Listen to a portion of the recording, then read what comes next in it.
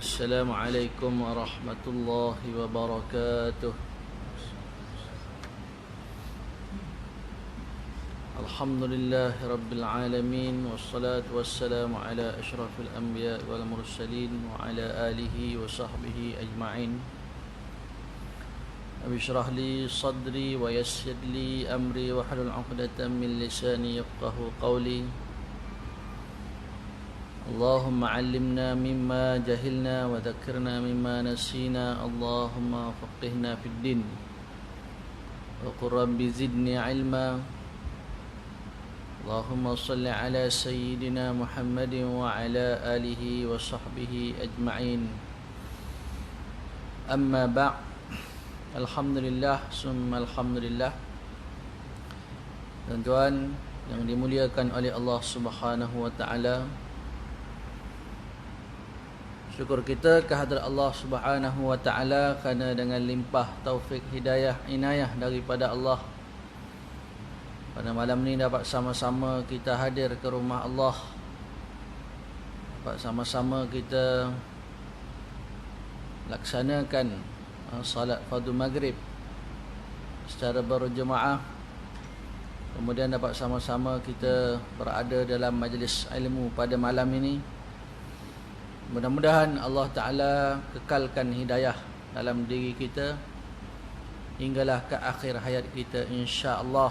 Amin ya rabbal alamin.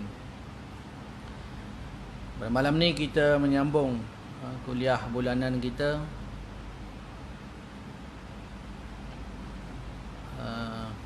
Kita membaca kitab tafsiran ayat ya ayyuhalladzina amanu. Kita sambung pada muka surat 349, muka surat 349. Qala al-musannifu rahimahullahu ta'ala wa nafa'ana bi'ulumihi fid darain amin. Kata musannif rahimahullahu ta'ala, di manakah tempat kita berbanding salat seorang tabi'in yang agung, Mansur bin Al-Mu'tamir. Tuan-tuan yang dimuliakan oleh Allah SWT, kita masih lagi tidak membincangkan tafsiran seruan Allah Subhanahu Wa Taala tentang salat, iaitu tentang khusyuk di dalam salat, yang mana pada kuliah yang sebelum ni kita menyebut tentang bagaimana salat-salat orang soleh begitu khusyuknya mereka di dalam solat, nak dibandingkan dengan solat kita. Tapi ala kulli hal, walaupun kita sedar, kita tahu bahawa maqam kita, tahap kita ini, solat kita ni, daripada kita takbiratul ihram hingga beri salam tu, ada masa kita khusyuk, ada masa kita fikiran kita ke mana-mana.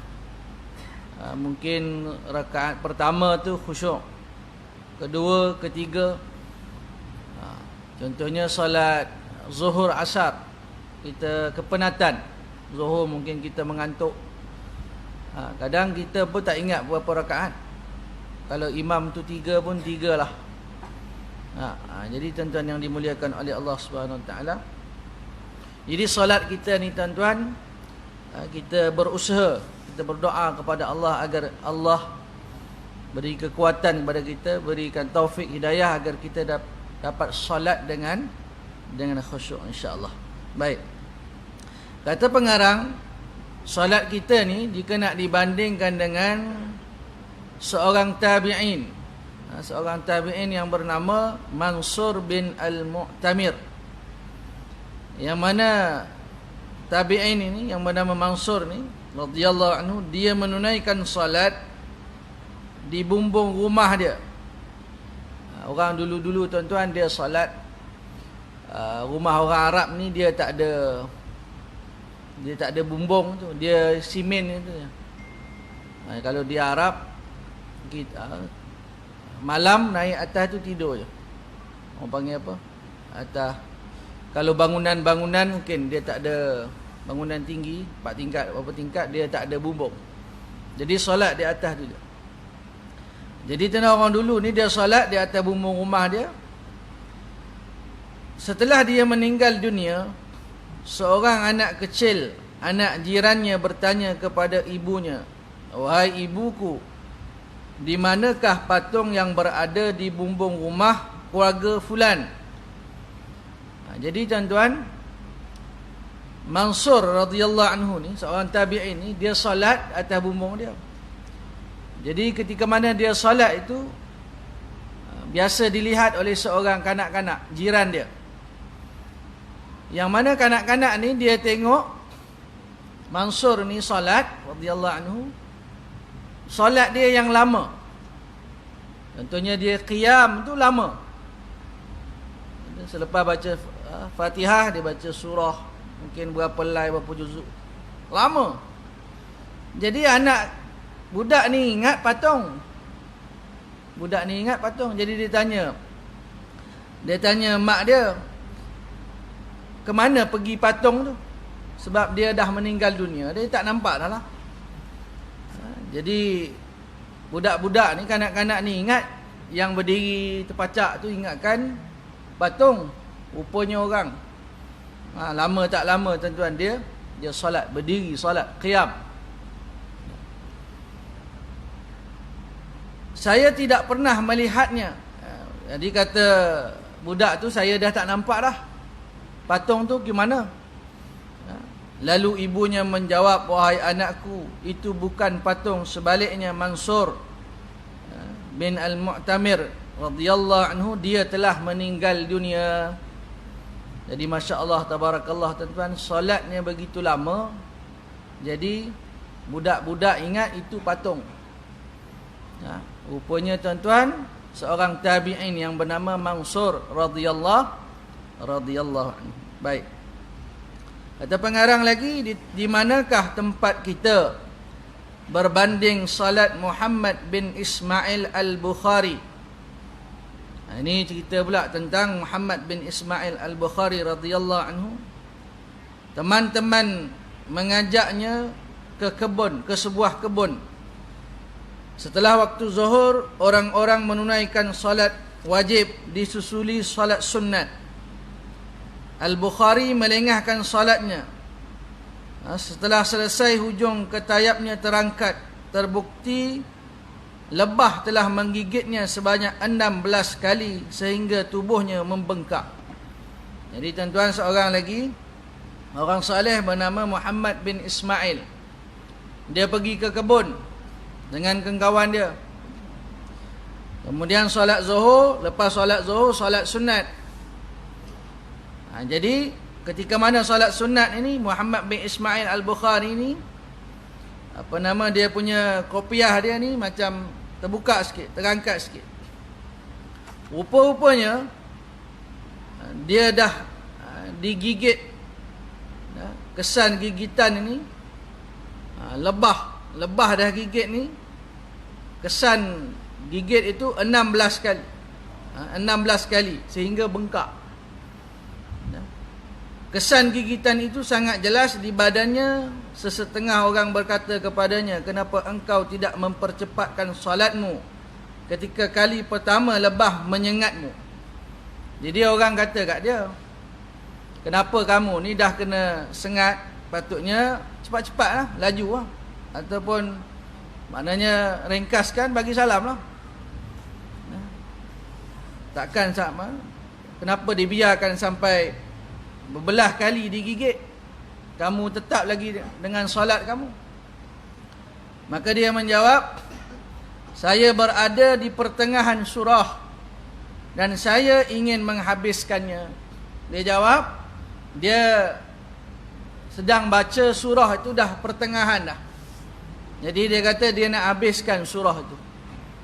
Kena gigit pun dia tak peduli, dia terus membaca surah itu kerana dia nak habiskan surah tersebut. Ini solat-solat orang terdahulu tuan-tuan. Solat khusyuk. Mudah-mudahan tuan-tuan kita dengar kisah ni, kita tak dapat nak buat, tak mampu kita. Kita gatal sikit pun dah tak boleh dah. Kalau kita solat berjemaah di surau masjid, mungkin kalau kita nak garu, nak apa, kita kawal lah, kontrol lah. Tapi kalau kita solat di rumah, solat seorang-seorang bersendirian, rasanya bergaru. Garu betul lah. Ataupun gatal hidung ke, gatal lubang telinga ke, bergerak lah. Jadi kita tuan-tuan, solat kita ni tak sama dengan solat mereka. Sebab itu tuan-tuan, ibadah kita dengan ibadah orang soleh tak sama. Sebab itu solat para sahabat radhiyallahu anhum ajma'in, mereka solat di belakang, berimamkan baginda Nabi SAW 2 rakaat ataupun 4 rakaat. Tak sama dengan solat kita. Para sahabat, mereka punya kemuliaan, keistimewaan, maqam mereka di sisi Allah tak sama. Begitu juga dengan sedekah mereka. Jadi ibadah kita ni tuan-tuan yang dimuliakan oleh Allah, ibadah umat akhir zaman, umat yang biasa saja. Kita ni orang biasa, tak ada apa pun kelebihan. Kelebihan tak ada. Para sahabat ada kelebihan, para tabi'in ada kelebihan, para alim ulama, para salafus salih, wali-wali Allah, mereka semua ada kelebihan. Ibadah mereka dengan ibadah kita tak sama.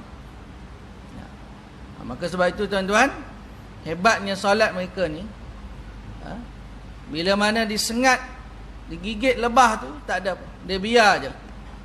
Dia sanggup menghabiskan bacaan surah dia. Dia memilih menahan kesakitan untuk dia terus membaca surah di dalam solatnya. Allah Maha Besar.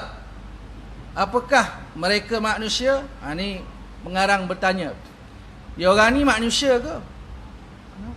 Atau apakah mereka malaikat? Jadi dia soal. Dia orang ni orang ke malaikat? Sampai macam tu sekali solat dia. Jawapan dia manusia lah. Cuma iman dia tak sama dengan iman kita. Iman mereka tak sama dengan iman kita. Keyakinan mereka tak sama dengan keyakinan kita. Sebab itu penting tuan-tuan, hidup kita ni tingkatkan iman. Cerita kebesaran Allah, dengar hadis Nabi SAW, dengar firman Allah Subhanahu Wa Taala. Tujuannya untuk apa? Untuk meningkatkan iman. Orang mukmin ni tuan-tuan, bila disebut nama Allah, bergetar. Gementar ke bergetar? Gementar. Alladina idza dzukirallah wajilat qulubuhum. Bila sebut nama Allah, wajilat qulubuhum, gementar ketakutan mereka, takut. Baik. Bahkan mereka adalah malaikat para manusia. Maknanya kata pengarang, di kalangan manusia ramai-ramai ini ada yang terpilih. Maknanya para nabi, para rasul sallam, mereka manusia. Para sahabat, mereka manusia. Para tabi'in, mereka manusia. Para imam-imam, mereka manusia. Tetapi ibadah mereka, keimanan mereka tak sama dengan kita. Maknanya yang paling mulia daripada kalangan manusia adalah baginda Nabi sallallahu alaihi wasallam, dan juga para nabi rasul alaihi salam yang lain. Kemudian para sahabat, kemudian para tabi'in, kemudian orang saleh, kemudian wali-wali Allah. Baik, sungguh khusyuk dan tenang mereka, agungnya semua ini. Mereka merupakan orang yang selalu diingati dan disanjungi Allah Subhanahu wa taala berfirman, firman Allah Subhanahu wa taala, fi buyutin adinallahu an turfa'a wa yudhkara fi hasmuhu yusabbihu lahu fiha bil ghudwi wal asal. Yang bermaksud, nur hidayah petunjuk Allah itu bersinar dengan nyatanya terutama sekali di rumah-rumah Allah. Ini ayat Allahu nurus samawati wal ard Mathalu nurihi kamishkatin fiha al-misbah fi zujajah. Az-zujajatu ka'annaha kawkabun durriyyun yuqadu min syajaratin mubarakatin zaitunatin la syarqiyah wala gharbiyatin yakadu zaituha yudhi'u wa lam nurun ala nur yahdillahu linurihi man yasha' wa yadribullahu al-amthala lin-nas wallahu bikulli syai'in alim. Itu ayat sebelum ni. Maksud ayat ni tuan-tuan, fi buyutin, di rumah-rumah ibadah, maknanya di masjid lah, fi buyutin adzinallahu an turfa'a wa yudhkara, di rumah-rumah ibadah yang diperintahkan oleh Allah supaya dimuliakan keadaannya. Turfa'a, dimuliakan. Rumah Allah Ta'ala mulia, tuan-tuan. Masjid, surau mulia. Dan disebut serta diperingat nama Allah padanya. Wa yadhkara fi hasmuhu, di rumah Allah tuan-tuan dimuliakan keadaan dan disebut serta diperingat nama Allah padanya. Dalam masjid surau tuan-tuan, cerita kebesaran Allah Subhanahu wa taala. Sebab itu di dalam surau tuan-tuan, kalau kita nak duduk dalam surau, dalam masjid, kita nak niat iktikaf, jangan, maknanya kalau kita nak duduk, berzikirlah. Jangan kita memilih dalam surau masjid untuk kita berkata-kata yang sia-sia. Jangan. Kalau kita nak berkata yang sia-sia atau nak bincang apa-apa, kita keluar. Berada di luar. Maknanya luar kawasan ruang solat utama lah. Kerana di dalam masjid tempat untuk mengingati Allah, membesarkan Allah Subhanahu wa taala. Di situ juga dikerjakan ibadah mensuci dan memuji Allah pada waktu pagi dan petang. Rumah Allah tuan-tuan, tempat untuk apa? Mensuci dan memuji Allah pada waktu pagi dan pada waktu petang. Sebab itu alhamdulillah, masya-Allah, kita yang dapat hadir salat berjemaah, subuhnya, zuhurnya, asarnya, maghribnya, isyaknya, pagi petang, kita membesarkan Allah, mensucikan Allah Subhanahu wa taala. Kemudian rijalul la tulhihim tijaratun wala bai'un an dzikrillah. Ibadah itu dikerjakan oleh orang-orang yang kuat imannya, yang tidak dilalaikan oleh perniagaan. Rijal, lelaki disebut dalam Al-Quran, rijalul la tulhihim tijaratun. Maknanya orang yang kuat iman dia, yang tidak dilalaikan oleh perniagaan. Jadi pergi bekerja, hati dia ingat kepada rumah Allah. Pergi kerja, pergi mana sahaja, ingat rumah Allah. Bila masuk waktu solat, zuhur sekarang dah awal, maknanya tuan-tuan, kita keluar, dah selesai solat, kita keluar, hati kita tu masih di surau masjid.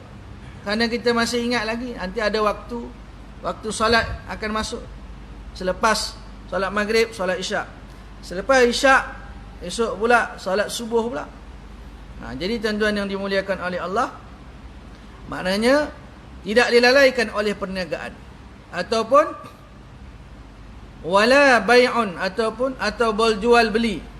Dia tak lalai, dia meniaga ke, dia jual beli ke, dia tak lalai daripada an zikrillah, daripada mengingati Allah. Wa iqamis salah, daripada menyebut serta mengingati Allah dan mendirikan sembahyang. Wa ita'iz zakah, serta memberi zakat. Yakhafuna yawman tataqallabu fihi al-qulub wal absar. Mereka takutkan hari kiamat yang padanya berbalik-balik hati dan pandangan mereka. Mana tuan-tuan takut tentang apa ni? Takut hari kiamat. Yang mana pada hari kiamat ni berbalik-balik hati dan pandangan. Yakhafuna yawman tataqallabu fihi al-qulub wal absar liyajziyahumullahu ahsana ma amilu. Mereka mengerjakan semua itu supaya Allah membalas mereka dengan sebaik-baik balasan. Allah, tuan-tuan, dia akan balas amalan, perbuatan, amal soleh yang kita lakukan di dunia ini, ahsana ma amilu. Balasan, sebaik-baik balasan. Ma amilu, bagi apa yang mereka kerjakan. Wa yazidahum min fadlih, dan bagi apa yang mereka kerjakan, dan menambahi mereka lagi dari limpah kurnianya. Wa yazidahum min fadlih. Allah balas dan Allah tambah lagi. Tambah. Jadi ini rahmat kasih sayang Allah Subhanahu Wa Taala. Bila Allah nak balas, Allah balas dengan sebaik-baik balasan. Kemudian Allah Taala tambah lagi, gandakan lagi. Ini tuan-tuan keistimewaan umat Nabi Muhammad sallallahu alaihi wasallam ini, amalannya dilipat gandakan. Solat fardunya, sedekahnya, puasa Ramadan, kemudian diikuti dengan puasa 6 di bulan Syawal, dapat ganjaran pahala seperti puasa sepanjang tahun, dan ibadah-ibadah yang lain lagi lah. Ucapan zikir subhanallah bihamdi subhanallahal azim, ringan pada lidah, berat pada timbangan mizan. Walaupun umur umat Nabi Muhammad sallallahu alaihi wasallam ini tak panjang, tapi Allah Taala gandakan. Allah Taala gandakan pahala, ganjaran itu. Wallahu yarzuqu man yasha'u bighairi hisab. Menambahi mereka lagi dari limpah kurnianya, dan sememangnya Allah memberi rezeki kepada sesiapa yang dikehendakinya dengan tidak terhitung. Bighairi hisab, rezeki Allah Taala nak berikan kepada siapa yang dikehendaki oleh Allah Taala ni tidak terhitung. Macam ganjaran pahala yang Allah Taala nak berikan kepada kita, balasan itu disebut, kalau kita sedekah, ganjaran dia apa? Sedekah RM1 digandakan sehingga 700. Kenapa sampai 700 je? Tak boleh ke Allah bagi sampai lebih daripada itu? Boleh je. Karena kurniaan Allah, kita kata apa, perbendaharaan Allah Ta'ala itu, tuan-tuan, dia tidak bertepi, luas. Allah itu maha kaya. Allah Ta'ala boleh beri apa juga. Cuma ganjaran-ganjaran itu disebut berapa. Sekian, solat berjemaah 27. Sekian. Maka Allah Ta'ala boleh bagi lebih daripada itu. Itu terpulang kepada Allah Subhanahu Wa Ta'ala. Baik, Allah Subhanahu Wa Ta'ala mencatatkan mereka sebagai orang yang memperoleh kebahagiaan di dunia dan akhirat. Allah Subhanahu Wa Ta'ala berfirman, qad aflahal mu'minun alladhina hum fi salatihim khashi'un. Sesungguhnya berjayalah orang-orang yang beriman. Orang beriman, tuan-tuan, berjaya. Qad aflahal mu'minun. Orang mukmin dia berjaya. Apa sebab dia berjaya? Alladzina hum fi salatihim khashi'un, iaitu mereka yang khusyuk dalam sembahyangnya. Surah Al-Mu'minun. Jadi kalau tak khusyuk macam mana? Kuliah-kuliah lepas kita dah sebut, yang mana, tuan-tuan, walaupun kita tak khusyuk di dalam solat, kita terus solat, tak jadi masalah. Kemudian ada ayat fawailul lil musallin, celakalah bagi orang yang solat, alladzina hum an salatihim sahun. Maksud dia orang yang lalai daripada solat, bukan dia lalai tak khusyuk dalam solat, dia melengah-lengahkan solat, acuh tak acuh dengan solat. Solat di nak habis waktu dah, itu maksud an salatihim sahun. Jadi kita yang dah solat ni, jangan pula kita faham, kita kata aku tak khusyuk ni, celaka aku, tak ada. Kita terus solat, tuan-tuan, dan berusaha untuk mendapatkan khusyuk. Kerana sebelum ni saya dah sebut banyak kali, tuan-tuan, khusyuk telah diangkat. Ilmu yang pertama diangkat adalah khusyuk di dalam solat. Sehingga kan kalau kita berada di surau atau masjid, ramai yang berada dalam surau masjid yang solat, Semua, maknanya ramai yang tidak khusyuk. Ini yang disabdakan oleh baginda Rasulullah sallallahu alaihi wasallam. Baik. Lalu apakah yang menanti mereka sebagai balasan? Tuan-tuan, orang yang khusyuk dalam solat ni apa balasan dia? Ulaika humul warithun. Dalam surah Al-Mu'minun juga, dia ayat yang ke-10. Qad aflahal mu'minun alladhina hum fi salatihim khashi'un. Ayat yang kedua, ayat yang ketiga, qad aflahal mu'minun alladhina hum fi salatihim khashi'un walladhina hum 'anil laghwi mu'ridun. Ada beberapa lagi sifat-sifat orang mukmin, orang yang tidak lalai. Walladhina hum 'anil laghwi mu'ridun walladhina hum apa lagi? Li furujihim hafizun. Walladhina hum li furujihim hafizun. Dia jaga dia punya kemaluan dia. Dia tidak buat zina. Ada beberapa lagi sifat, tuan-tuan. Sampailah kepada ayat yang ke-10, ulaika humul warithun. Ulaika humul warithun, mereka itulah orang-orang yang berhak mewarisi. Apa yang mereka warisi itu? Alladzina yaritsunal firdausa hum fiha khalidun. Yang mereka warisi itu adalah yang akan mewarisi syurga Firdaus, mereka kekal di dalamnya. Alladzina yaritsunal firdausa hum fiha khalidun. Jadi tuan-tuan, orang mukmin dia akan mewarisi, dia akan dimasukkan ke dalam syurga Allah SWT, iaitu syurga Firdaus. Dalam ayat yang ke-11 surah Al-Mu'minun disebut, Allah Ta'ala berfirman, alladzina yarithunal firdaus, masuk syurga Firdaus. Syurga Firdaus ni syurga yang paling atas. Kalau kita nak minta syurga, minta syurga Firdaus. Firdausil a'la, syurga Firdaus yang teratas.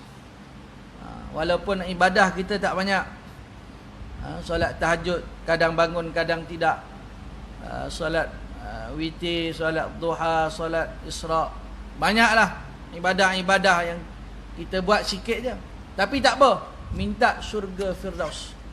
Nak minta tak ada masalah, minta. Dapat tak dapat, wallahu alam, bergantung pada amalan kita masing-masing. Baik, apakah kamu tahu rahsia ini? Keikhlasan memenuhi hati mereka. Dia kata pengarang, tuan-tuan, orang yang solat khusyuk ni, dia punya hati dia tu ikhlas. Inna salati wa nusuki wa mahyaya wa mamati lillahi rabbil alamin. Lillah, hanya semata-mata kerana Allah Subhanahu Wa Taala. Dia bukan kerana manusia. Kita hari ni, tuan-tuan, kalau solat, terutama mungkin kita jadi imam contohnya, tak ada kena-mengena dengan mana-mana tempat, surau masjid ke, kita jadi imam seorang, makmumnya ramai. Jadi makmum ni semua Masya Allah tabarakallah, bukan calang-calang juga. Dia pula pandai, kira dia jadi juri lah. Dia boleh mengkritik, dia boleh komen dan sebagainya, contoh. Jadi tuan-tuan, contoh kalau kita jadi imam, kita terkesan dengan kata-kata makmum. Imam ni baca ni, imam ni gini, imam ni gini, imam ni gini. Jadi sebenarnya tuan-tuan yang dimuliakan oleh Allah, kita buat apa saja lillahi ta'ala. Dia tak peduli dengan kata-kata manusia. Cuma kalau yang dikritik, yang di komen itu, maknanya yang membina, maknanya ada hubung kaitnya dengan hukum afdal tak afdal, batal solat dan sebagainya, itu kita kena dengar lah. Tapi kalau tak ada kena-mengena dengan hukum, tak ada kena-mengena, dia hanya kritik dengan hawa nafsu saja, dia tak payah peduli. Jadi tuan-tuan yang dimuliakan oleh Allah, kunci salat yang khusyuk ni, tuan-tuan, keikhlasan memenuhi hati mereka.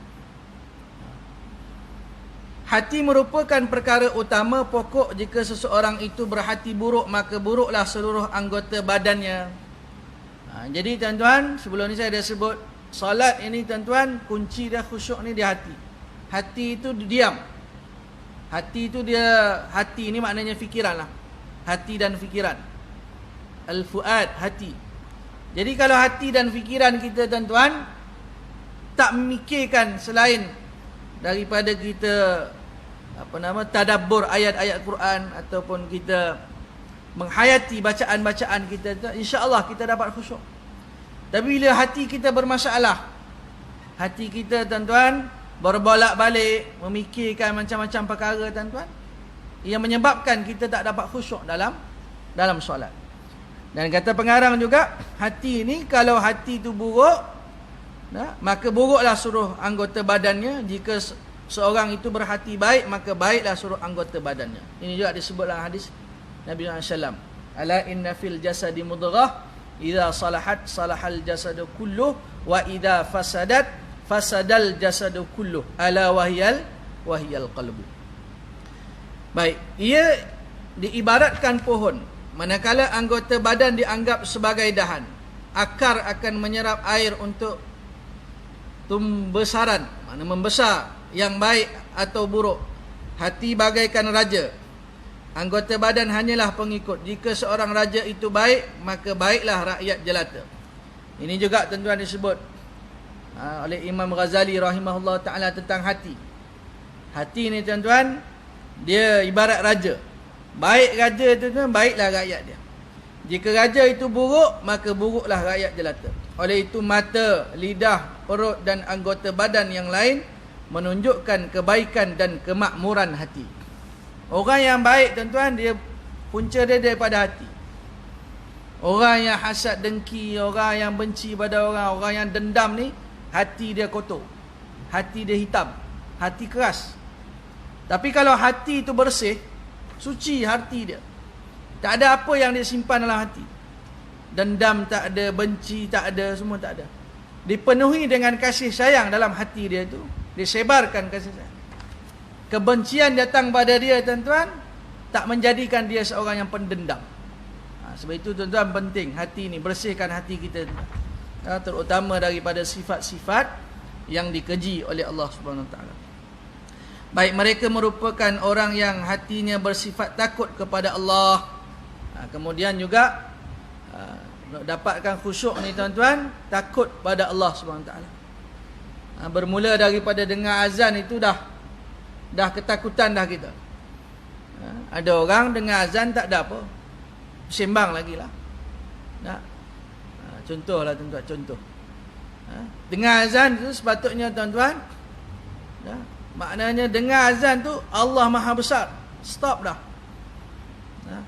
Sebab itu tuan peniaga-peniaga, orang meniaga ni, kalau masuk waktu solat, dia tinggal perniagaan dia. Itu orang mukmin betul tu. Dia saut seruan Allahu Akbar. Tak kiralah peniaga ke siapa sahaja tuan-tuan. Hari ini sedih tuan-tuan yang dimuliakan oleh Allah Subhanahu Wa Taala. Bila azan berkumandang, manusia macam tak ada apa-apa, buat hal masing-masing. Sepatutnya tuan-tuan bila mana dengar azan, semua orang lelaki ni semua solat berjemaah. Tapi apa nak buat tuan-tuan? Dunia melalaikan, kerja kita melalaikan kita. Baik. Takut kepada Allah Tuhan yang Maha Pengasih, kita memohon kepada Allah Subhanahu Wa Taala supaya menggolongkan kita dalam kalangan orang yang khusyuk menunaikan salat dan takut kepada Allah Subhanahu Wa Taala. Mudah-mudahan tuan-tuan, kata pengarang, Allah golongkan kita termasuk golongan orang yang khusyuk di dalam salat dan takut kepada Allah Taala. Wahai Tuhan, bersihkanlah hati kami dari munafik, amal perbuatan kami dari riak, dan lidah kami dari dusta. Wahai Tuhan semesta alam, ampunilah dosa-dosa kami, permudahkanlah segala urusan kami, dan perbaikkanlah akhir kehidupan kami. Habis tuan-tuan, seruan Allah Subhanahu Wa Taala tentang solat. Mana seruan, ya ayyuhalladzina amanu la taqrabus salah wa antum sukara hatta ta'lamu ma taquluna. Mana yang kita bincangkan tuan, tafsiran dia apa? Ayat dia, ya ayyuhalladzina amanu la taqrabus salah wa antum sukara. Wahai orang-orang yang beriman, jangan kamu dekati salat dalam keadaan kamu ni mabuk, sehinggalah kamu faham, kamu tahu apa yang kamu katakan. Ya, ada masa lagi 1 minit. Ada masa lagi nanti kita masuk seruan yang seterusnya, iaitu seruan yang ke-23, siapakah yang wajib ditaat. Ini seruan Allah Ta'ala tentang ketaatan kepada Allah Subhanahu Wa Ta'ala, ketaatan kepada Rasul, kemudian taat kepada ulil amri. Mereka kata pengarang, saya berlindung kepada Allah Ta'ala dari segala godaan syaitan yang terkutuk. A'udzubillahi minasyaitonirrajim. Ya ayyuhalladzina amanu ati'ullaha wa ati'ur rasul wa ulil amri minkum. Fa in tanaza'tum fi syai'in farudduhu ila Allahi war rasul in kuntum tu'minuna billahi wal yaumil akhir. Dzalika khairun wa ahsanu ta'wila. Yang bermaksud, wahai orang-orang yang beriman, taatlah kamu kepada Allah dan taatlah kamu kepada Rasulullah sallallahu alaihi wasallam dan kepada ulil amri, orang-orang yang berkuasa dalam kalangan kamu. Allah Ta'ala perintahkan tuan-tuan, yang paling utama kita taat kepada Allah Subhanahu Wa Ta'ala. Ati'ullah, kerana Allah yang paling besar. Yang paling utama adalah Allah Subhanahu Wa Ta'ala, melebihi yang lainnya. Maka pertama kita taat kepada Allah. Itu dalam hidup kita tuan-tuan, kita utamakan perintah Allah SWT berbanding dengan perintah manusia. Dan tidak ada ketaatan kepada manusia apabila manusia itu suruh buat maksiat. Tidak ada ketaatan kepada manusia di dalam melakukan maksiat kepada Allah Subhanahu Wa Ta'ala. Maka yang pertama tuan-tuan, taat kepada Allah SWT. Kemudian taatlah kamu kepada Rasulullah sallallahu alaihi wasallam. Yang kedua barulah baginda Nabi sallallahu alaihi wasallam, iaitu kita beribadah, kita beramal mengikut sunnah baginda Rasulullah sallallahu alaihi wasallam. Dan sunnah Nabi sallam ni siapa yang ajarkan? Iaitu para alim ulama, ijma' ulama qiyas. Ada orang dia mengajar, tak kisahlah siapa orang tu, tok guru tu, orang biasa siapa je. Kalau dia kata taat Allah, Rasul, cukup. Pegangan kita dua je, Quran, sunnah. Jadi ijma' ulama, qiyas tu mana nak letak mana? Dalam kita nak memahami sunnah Nabi SAW, mestilah melalui para alim ulama. Imam mazhab Imam Asy-Syafi'i radhiyallahu anhu. Kita di Malaysia Imam Asy-Syafi'i radhiyallahu anhu. Jadi tuan-tuan yang dimuliakan oleh Allah Subhanahu Wa Ta'ala. Dan Allah Ta'ala juga berfirman, "Qul in kuntum tuhibbunallah." Katakanlah, in kuntum, jika kamu tuhibbunallah, cinta kepada Allah, fattabi'uni, maka ikut aku. Ikut baginda Nabi SAW. Dan baginda Nabi SAW juga bersabda, "Sallu kama ra'aitumuni usalli." Salatlah kamu seperti mana kamu lihat aku salat. Siapa yang lihat Nabi SAW salat? Itu para sahabat Nabi SAW. Maka tuan-tuan, untuk kita memahami, mengetahui cara ibadahnya Nabi SAW, cara salat Nabi SAW, ataupun cara ibadah, cara beribadah yang betul, yang sahih ni, cara Nabi SAW, itu daripada hadis-hadis Nabi SAW yang disyarahkan oleh para alim ulama. Jadi tuan-tuan yang dimuliakan oleh Allah, memang ikut ajaran Nabi SAW. Tapi yang mengajarkan dia siapa? Mengajarkan dia adalah para alim ulama. Jadi yang pertama Allah SWT, yang kedua adalah Rasulullah sallallahu alaihi wasallam. Dan dalam hidup kita tuan-tuan, kita mengamalkan sunnah-sunnah baginda Nabi SAW ini, dan kita sedar bahawa kita tak dapat mengikut maknanya keseluruhan sunnah Nabi SAW. Kerana sunnah Nabi SAW ni banyak. Mungkin ustaz-ustaz ataupun penceramah dia cerita sunnah, ataupun saya cerita sunnah, saya sendiri tak amalkan sunnah Nabi SAW. Sunnah yang daripada sekecil-kecil sunnah, mungkin saya tak dapat amalkan. Mungkin orang awam dapat amalkan. Mulakan guna sebelah kanan, ataupun tidur cara Nabi SAW. Yang mana tuan-tuan, Mana sunnah-sunnah Nabi SAW ni kena diingatkan, kemudian dipraktikkan, diamalkan. Diamalkan itu jauh lebih penting. Maknanya kalau tahu, terus amalkan. Berbanding dengan teori saja, praktikal tak ada. Jadi tuan-tuan yang dimuliakan oleh Allah Subhanahu Wa Taala, mudah-mudahan kita dapat amalkan sunnah Nabi SAW dalam kehidupan kita. Kerana orang yang mengikut sunnah Nabi SAW, mengamalkan sunnah Nabi SAW di akhir zaman ini. Di akhir zaman tuan-tuan, bukan mudah nak amalkan sunnah baginda Rasulullah sallallahu alaihi wasallam. Contoh mudah, kita pergi restoran, kita pergi hotel, orang semua pakai sudu tuan-tuan. Begini, pisau sebelah, ni sebelah. Kita letak tepi sudu tuan-tuan, makan pakai tangan. Sunnah Nabi SAW. Jadi kita malu. Situ pun kita tak boleh nak, kita dah malu. Kalau tempat ni pakai sudu, semua kena pakai sudu lah.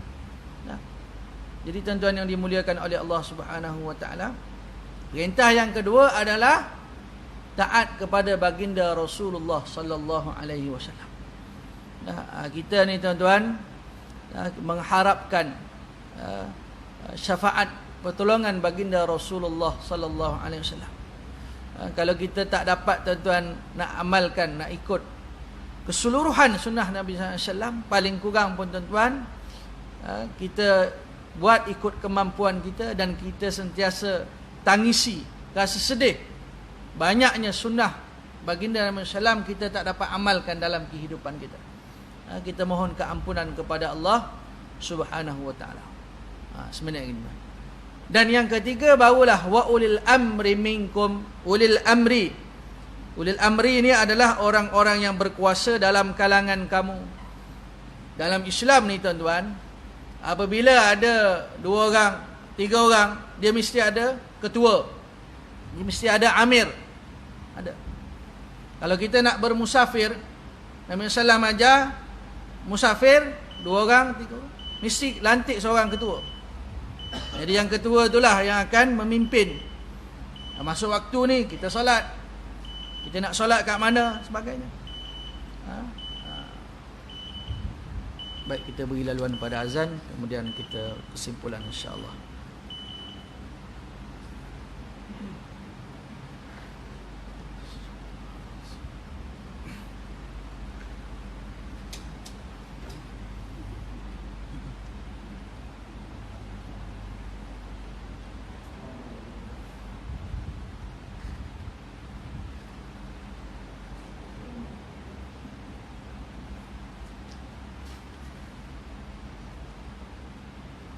Allahu Akbar.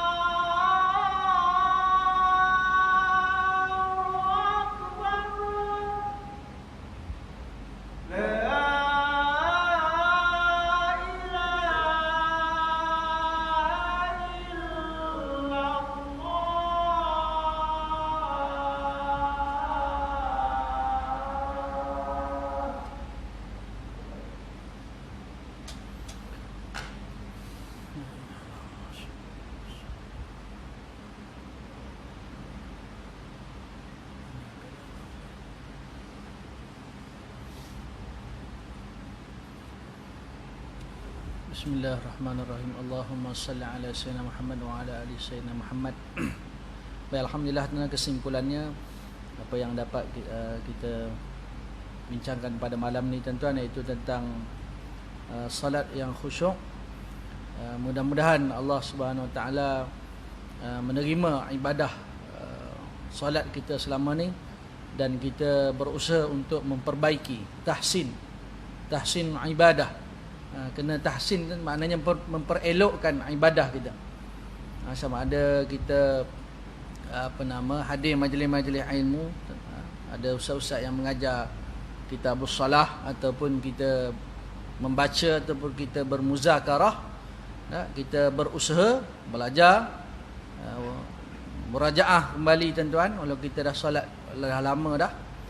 Kerana bila mana Allah Ta'ala melihat kesungguhan kita tu, jadi Allah Subhanahu Wa Taala mengampunkan salah silap kita dan menerima ibadah kita, insya-Allah. Amin ya rabbal alamin. Dan insya-Allah pada kuliah akan datang kita sambung seruan Allah Subhanahu Wa Taala tentang taat kepada Allah Taala, taat kepada Nabi SAW, dan taat kepada ulil amri, iaitu kepada orang yang dilantik menjadi penguasa di antara kita. Wallahu alam.